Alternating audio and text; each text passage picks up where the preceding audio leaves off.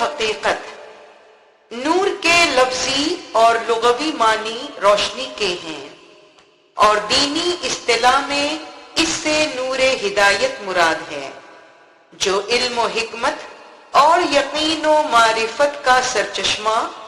اور دین و دنیا کی رہنمائی کا وسیلہ ہے۔ وہ پروردگار عالم کا نور ہے جو انسان کامل کے لباس بشریت میں ملبوس ہو کر ہادی برحق صلوات اللہ علیہ کی حیثیت سے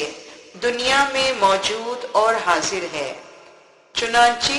قرآن حکیم میں جگہ جگہ اس نور خداوندی کا ذکر آیا ہے۔ وہ ہر لحاظ سے کامل و مکمل اور زندہ نور ہے، جس کی تمام ہدایات شکوک و شبہات سے پاک و پاکیزہ ہیں۔ اس کی روشنی میں نہ صرف آسمان و زمین کی حقیقتیں روشن اور محدود ہو کر سامنے آتی ہیں، بلکہ وہ اول و آخر اور ظاہر و باطن کے جملہ احوال پر بھی روشنی ڈالتا ہے، کیونکہ وہ ہر اعتبار سے خدائے قادر مطلق کا نور ہے۔ نور کی تعریف۔ اگر کوئی شخص سوال کرے کہ نور کی تعریف کیا ہے تو اس کا جواب یہ ہے کہ نور جہاں طلوع ہوتا ہے وہاں وہ ظاہر ہو جاتا ہے، اور اس کے ظہور کی ضیاء پاشیوں سے ظلمتیں مٹ جاتی ہیں۔ اس کے معنی یہ ہوئے کہ نور کی ایک خاص صفت ظہور ہے، لہذا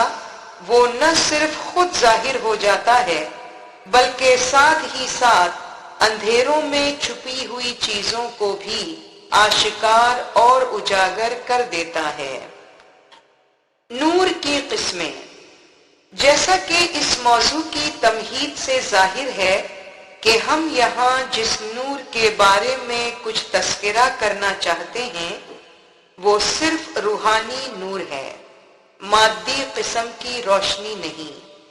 اور نہ ہی ظاہری اور دنیاوی روشنی سے یہاں کوئی بحث مقصود ہے، مگر ہاں اس سے مثال لی جا سکتی ہے۔ چنانچہ جاننا چاہیے کہ روحانی یا دینی نور کی 3 قسمیں ہیں، یا یوں کہا جائے کہ نور ہدایت حقیقت میں تو ایک ہی ہے مگر اس کے 3 پہلو ہیں، جو اخلاقی، روحانی اور عقلی پہلو ہیں۔ اسی معنی میں ہم یہ بھی کہہ سکتے ہیں کہ انسانی ہدایت کے لیے 3 انوار مقرر ہیں، کیونکہ ظاہر و باطن میں جو وجود و ہستی ہے وہ 3 قسم کی ہے۔ وہ عقل کل، نفس کل اور جسم کل یعنی کائنات ہے۔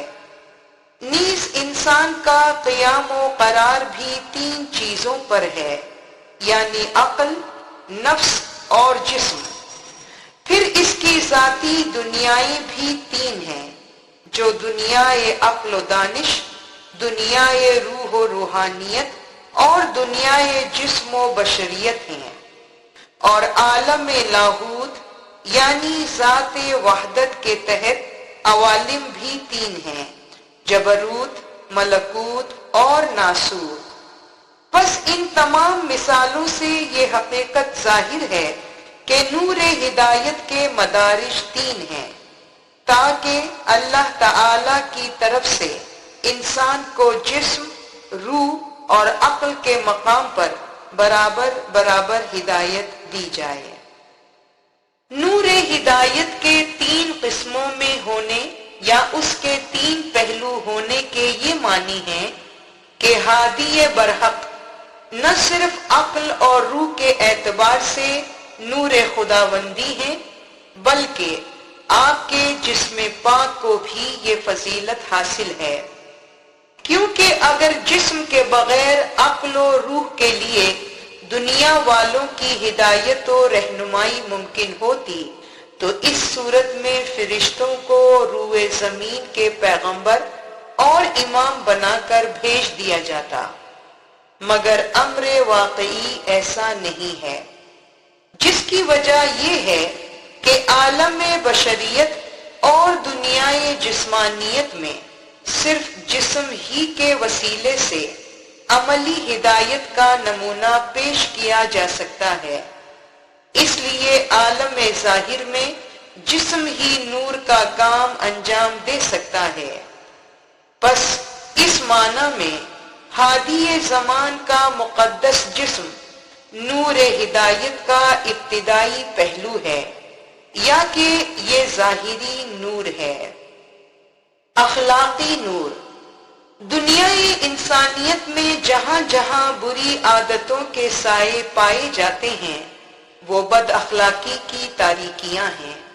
جن کا ازالہ صرف اور صرف اخلاق حسنہ ہی کے نور سے ممکن ہے۔ یہی وجہ ہے کہ پروردگار بزرگ و برتر نے پیغمبر اکرم صلی اللہ علیہ وآلہ وسلم کو انسانی سیرت و کردار کا اعلیٰ ترین نمونہ بنا کر بھیجا، جیسا کہ ارشاد ربانی ہے کہ وَإِنَّكَ لَعَلَى خُلُقٍ عَظِيمٍ۔ ترجمہ، اور بے شک آپ اخلاق حسنہ کے اعلیٰ پیمانے پر ہیں۔ قرآنی حوالہ سورہ نمبر 68 کی آیت نمبر 4، چیپٹر 68 ورس 4۔ یعنی آپ صلی اللہ علیہ وسلم نیک عادتوں کے درجہ کمال پر فائز ہیں، تاکہ آپ صلی اللہ علیہ وسلم کے ہر قول و فعل کے وسیلے سے لوگوں کو نور ہدایت کی روشنی ظاہر ہو، اور اسی اسوہ حسنہ کی روشنی کے پیچھے پیچھے جادۂ مستقیم پر چلا جائے۔ قرآن پاک نے آن حضرت صلی اللہ علیہ وسلم کو سراج منیر یعنی روشن چراغ قرار دیا ہے۔ سورہ نمبر 33 کی آیت نمبر 46، چیپٹر 33 ورس 46۔ اور اس صفت کا اطلاق سب سے پہلے حضور انور صلی اللہ علیہ وسلم کی مبارک و مقدس شخصیت پر ہوتا ہے، کیونکہ جن باسعادت انسانوں نے رسول خدا صلی اللہ علیہ وسلم سے دین کی ابتدائی روشنی حاصل کر لی، وہ آپ صلی اللہ علیہ وسلم کی شخصیت کے وسیلے سے تھی۔ یا یوں کہا جائے کہ جس روشن چراغ کو دنیا میں بھیجا گیا تھا اس کا کام یہ تھا کہ عقل و روح کے نور سے پیشتر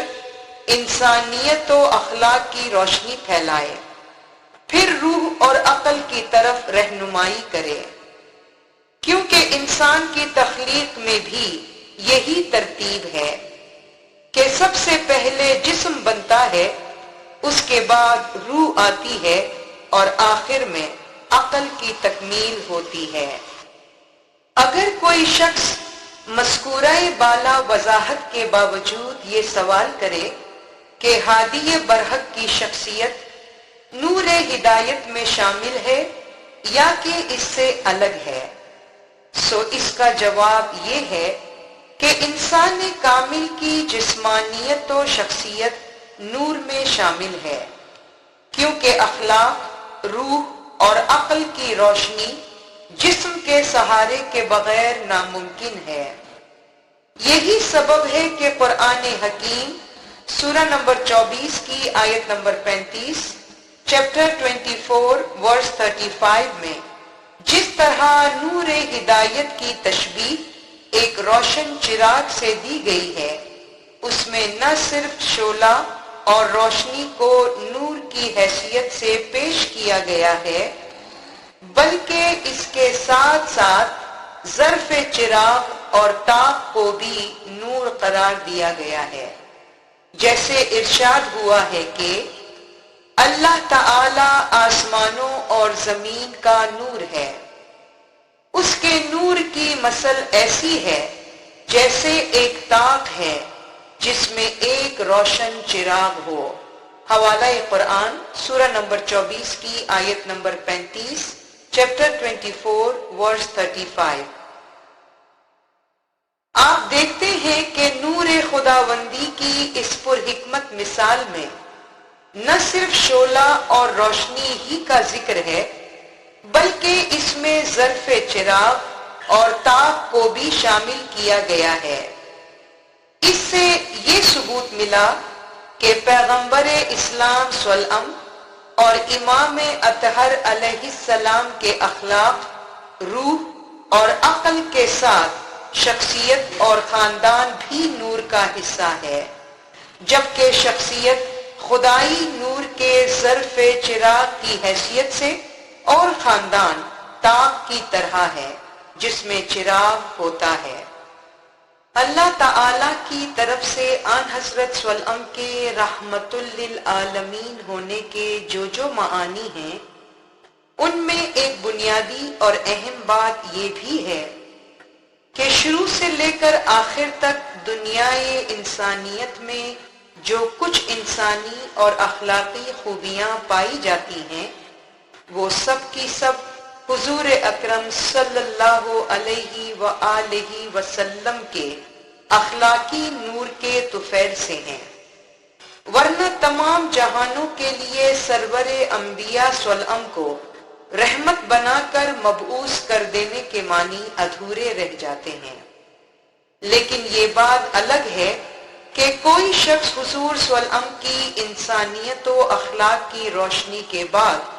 آپ صلی اللہ علیہ وسلم کے روحانی اور عقلی نور کے فیض کو بھی قبول کرتا ہے یا نہیں۔